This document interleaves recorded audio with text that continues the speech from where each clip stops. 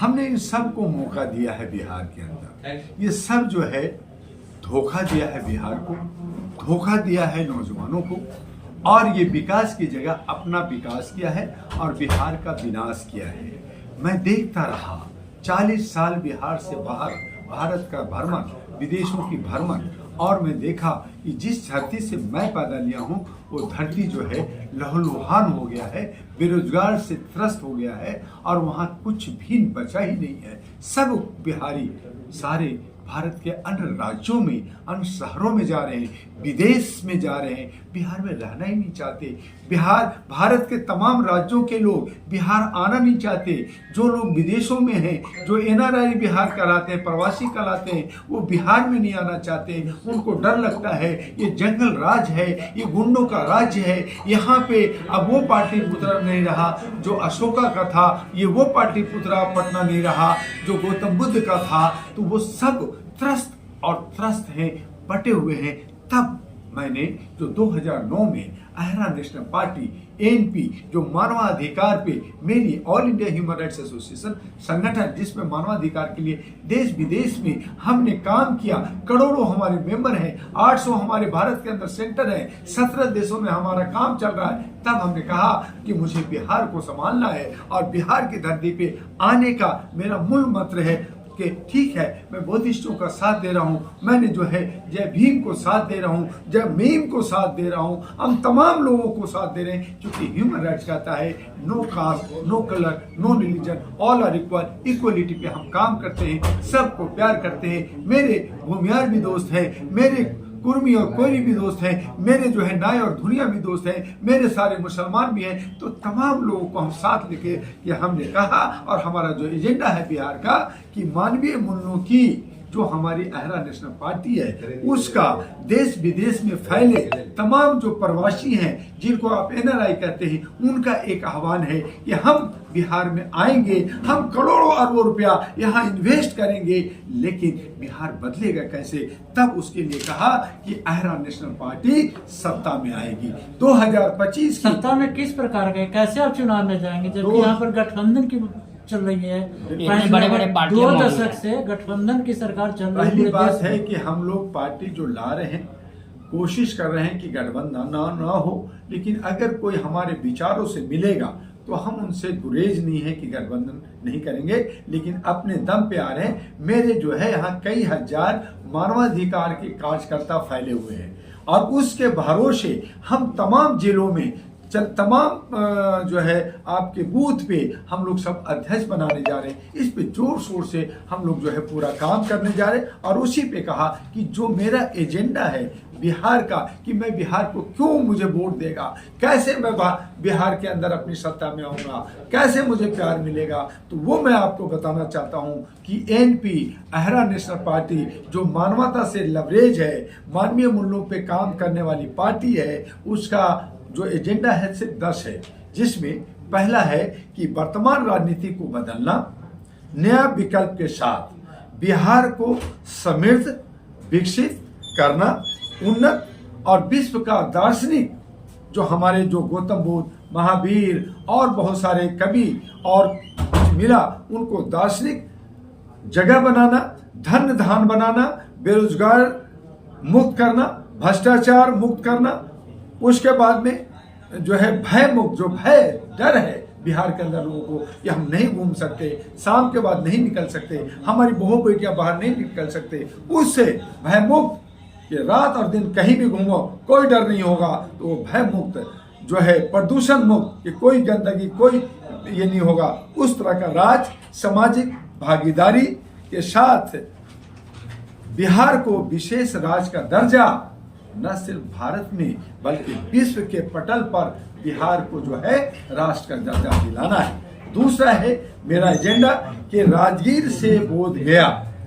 जो फल्गु नदी है उसको हम लोग डेवलप कर करके टेम्स नदी की तर्ज पे, लंदन की तर्ज पे हम विकसित करेंगे, बौद्धित्व को प्रतिस्थापित करेंगे, विश्व के आकर्षण का केंद्र बनाएंगे, स्टीमर, बोट, अन्य परिवहन से जोड़कर इसके दोनों तरफ मेट्रो, मॉल, होटल, मोटल, मनोरंजन केंद्र, शानदार आवासीय फ्लैट, फिल्म सिटी, व्यापार हब, प्रोफेशनल हब, विश्व स्तरीय अस्पताल, स्कूल, कॉलेज, विश्वविद्यालय इत्यादि विकसित की जाएगी।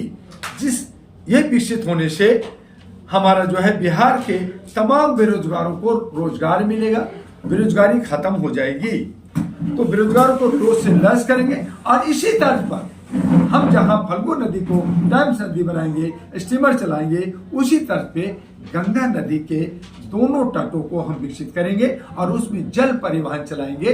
अभी एक आपने देखा कि मेरीन ड्राइव बना है, जो मेरा ही सपना था। 35 साल पहले सपना देखते थे कि महेंद्र घाट से पटना सिटी एक ऐसा रोड बन जाए। ये बनाए नीतीश जी, मैं इनको नीतीश जी को इसके लिए धन्यवाद करता हूं जो मेरे सपने को पूरा किया। लेकिन एक ही नहीं, कई सपने हैं जो हमें पूरा करना होगा बिहार में और वो नहीं हो रहा है। उसके लिए हमारा तीसरा जो एजेंडा है कि बाढ़ प्रभावित जो क्षेत्र है, कोसी का जो क्षेत्र है, उन नदियों को जहां हजारों हजार हर साल लोग मरते हैं, मवेशी मरते हैं, लोग मरते हैं, जान जाता है, उन नदियों को जोड़ना और उसको जो है कृषि का जो वहां का जो कृषि है उसको 2 का दर्जा दिलाना और शिक्षा स्वास्थ्य एक समान हो, इक्वलिटी हो, वीवीआईपी कल्चर नहीं हो, उसके लिए हम लोग जो है काम करना चाहते हैं।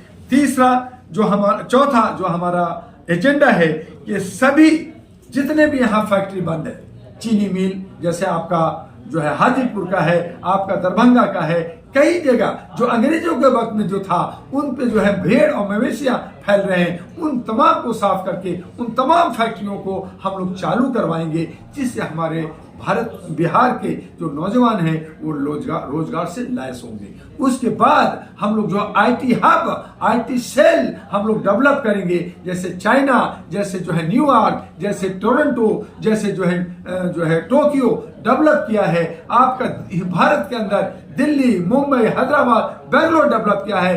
बिहार में भी आईटी हब बनाएंगे, जिससे हमारे तमाम बेरोजगार जो लड़के हैं, जो आईटी से, जो इलेक्ट्रॉनिक से जुड़े हैं, उनको काम मिलेगा और वो देश विदेश नहीं जाएंगे बल्कि बिहार में रहेंगे।